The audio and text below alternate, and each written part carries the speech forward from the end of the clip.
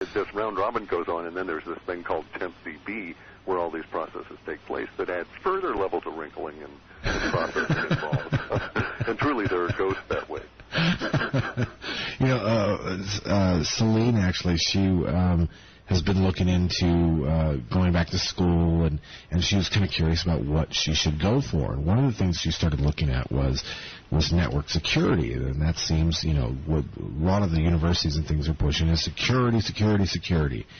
And I had said to her, I said, because I've been there, done that. I said, you know what, I wouldn't go for it. I looked at what the choices were, and I said database administrator. Because everything is ran off of databases right now. Everything. That's true, yeah. And everyone's going for network security or something with IT networking of some sort. And with the database administrator, it's kind of like the gatekeeper in a sense, because it doesn't matter how much security you have. None of that's going to matter if your database isn't jiving with what you want it to do and your website's doing what it's supposed to do. You're kind of at the top, and everyone thinks, database, that sounds boring. But really, it's kind of an untapped market, isn't it?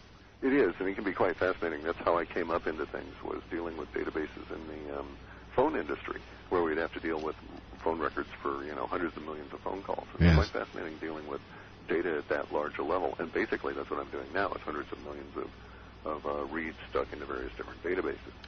And it also offers all kinds of entree into other areas of computing that aren't necessarily thought of initially. And if you're quite correct. So many people are going into network security. You're facing a crowd, so to speak. And if you really had a bent towards the security, you like that aspect of it. Personally, I think you should probably be counter to the trend and become a very good expert at all the cracking techniques. Oh, yeah. And be the person that tests network security, the more fun part of it. Yeah, that's how I got my first network security job is... When the police said... pretty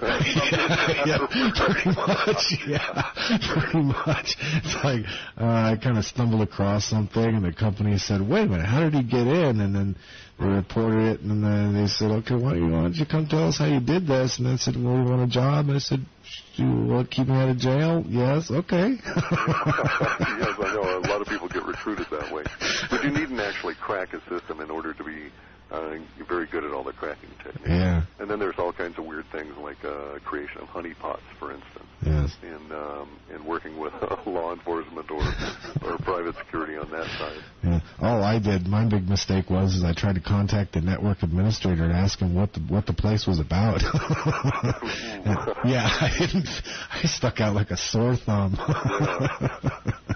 All right, now this is kind of curious. It says, question, could the ill wind be connected to the solar wind stream increase? It could, and that's rather shocking. The ill winds was this set of linguistics we had that was going to somehow combine with the jet stream and go around the planet 9 times. Yes. When we get numbers, we have a tendency to pay attention to them because the Internet is so filled with numbers, we throw away virtually everything except those numbers that rise up in a text fashion. Yes. So the fact that it said ill winds 9 times around the planet was a bit disturbing.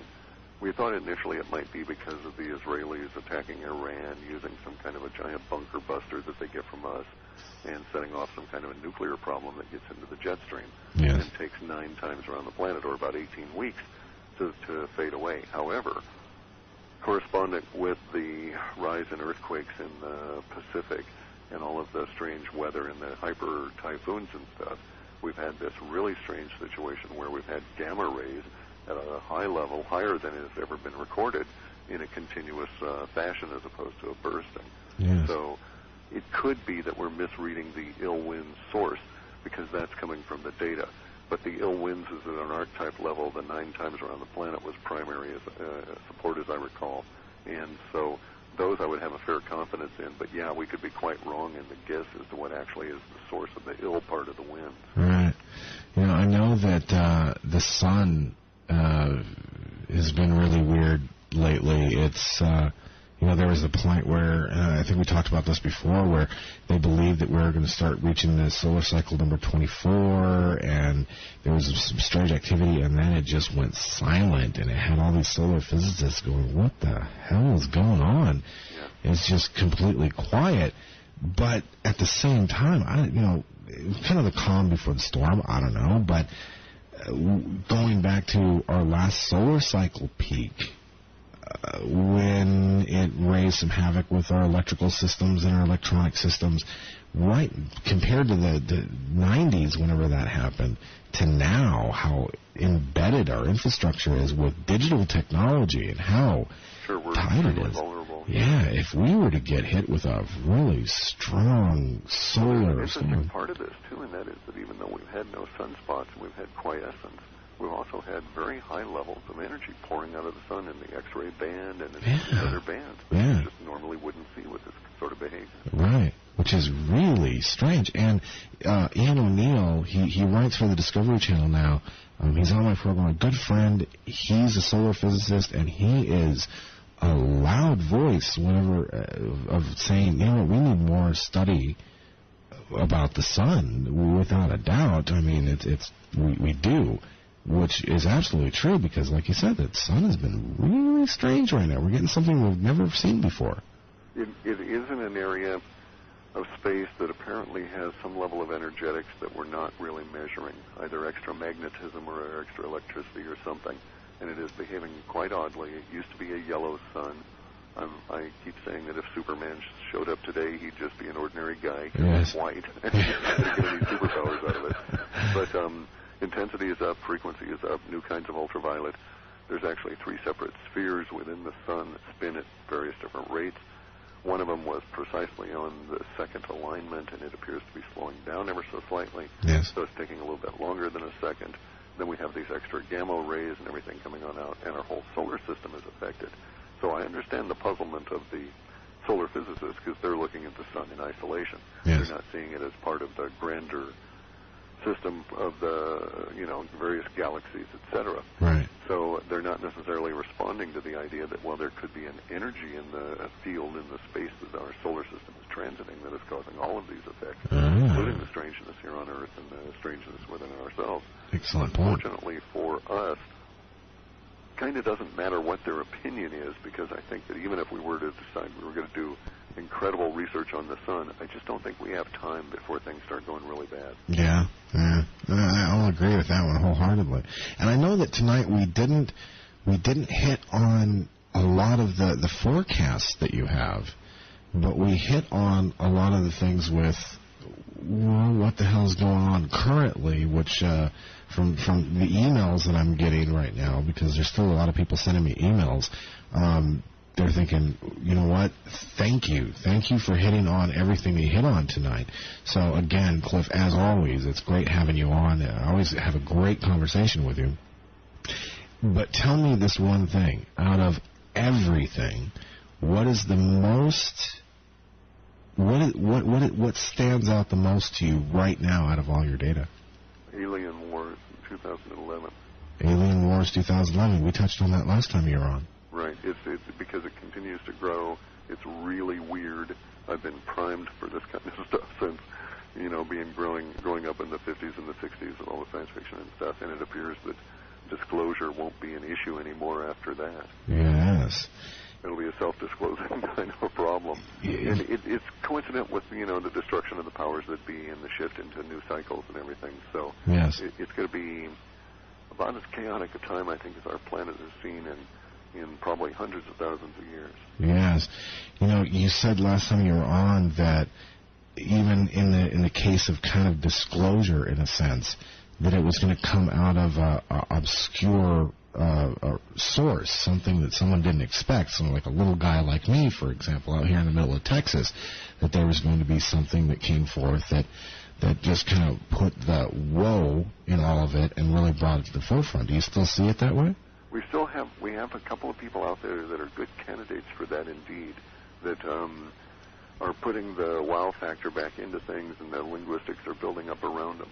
We also have another thread that's emerging that's pretty much at the officialdom level appears to be a break with the American CIA, NASA kind of conspiracy, and maybe it'll be the Hindus or the Chinese, probably the Hindus and the Russians, but there's some kind of a consortium or coalition that's going to come on out and just basically dump all over NASA, and it's going to make NASA bring them up to really a hard spot, because they'll have to acknowledge they've been lying for years or something. I don't know what their response is going to be. Yes. But it's more than just the water on the moon. It's going to be quite spectacular. Really? Well, I have a little package of information that I want to get over to you that kind of surrounds that subject specifically from just things that we've gathered here. And I want to send it over to you, and I want you to kind of take a look at it and give me your thoughts on it. Sure. And if you think that we could do another show specifically about that, from what I've gathered, I would like you to come back and we could do just a show about that specifically. Sure. Sounds like fun. I think you'll find it quite interesting. It deals with a little bit of invisibility with our military vehicles, whatever they're working on, and some radar returns and microwave towers. Okay. I get sent strange stuff all the time. I've got some photos here of giant tetrahedral pyramids in Antarctica. Yeah. Seriously. And, you can't disclose them. Yes. You go hiking in that area, they haul you out. Really? Yeah. And this fellow didn't know what else to do with them, so he sent me the photos. He was in a hiking expedition, went into Antarctica. They got into an area they shouldn't have. He saw things and photographed things he shouldn't have. They didn't know that he took the photos out with him. Yes. He smuggled out a reel of film and made photos out of them, and he said, here, you have a look at these. And they are indeed, just as he says. There's a giant tetrahedron that's bigger than the pyramid, the giant pyramid of Cheops in Giza. Whoa. And it has a huge opening in it, maybe 80 or 90 feet high, and it's sort of an arc, and it has these, what appear to be ice-covered symbols all around that arc. Really? Like a sort of a Cheyenne Mountain or whatever one of our NORAD kind of places might look like. Yes. Interesting. Oh, we got a lot to collaborate on. The website, halfpasthuman.com, and where else can people go? If you want to follow up our daily discussions, you can go to urbansurvival.com, because George Ure, who's my associate, we kick around the data as it's developing, and he leaks out a lot of stuff on his site in his daily comments. Very cool. And urbansurvival.com too, isn't it? Yeah. urbansurvival.com and halfpasthuman.com, and you've pretty much got us covered. Fantastic. Clif, again, we're going to have to send you a pie for the next time you come on. Well, I love the idea of that coconut cream one. Yeah, no kidding. but really, we've got O. Henry peaches coming on up here and apples, so I'm covered on the pie front. And then there's pumpkin. I always love the too, so. This is my favorite time of the year. It is. October, my birthday comes up, Halloween, my favorite time of the year, of course. The season's changing, it just gets beautiful. Yeah, lots of pies indeed. Yeah, good stuff to eat, yeah. But send me your packet. I'll be quite happy to think about it. Yeah. Absolutely. I'll get it over to you tomorrow. I'll inquire some, it's a wrap-up of pictures, video, and radar data. Ooh, neat. Yeah, big fun. Clif, have a great weekend. We'll talk to you soon. Okay, thank you, sir. Thanks, buddy. Bye-bye. All right, folks, that's it. We are really out of time, but we'll be back Monday, 9 p.m. Eastern Standard Time, all the way till midnight. Until then, keep the emails coming. Captain Jack at thebadlandsradio.com. And again, it's good to have you on board. Have a safe weekend. We will see you next week. Oh, wait, no, I'm not going to be here Monday. I've got a Vikings-Packers game to attend on Monday. So I'll see you Tuesday. Ta-ta. Rolled off of that ship.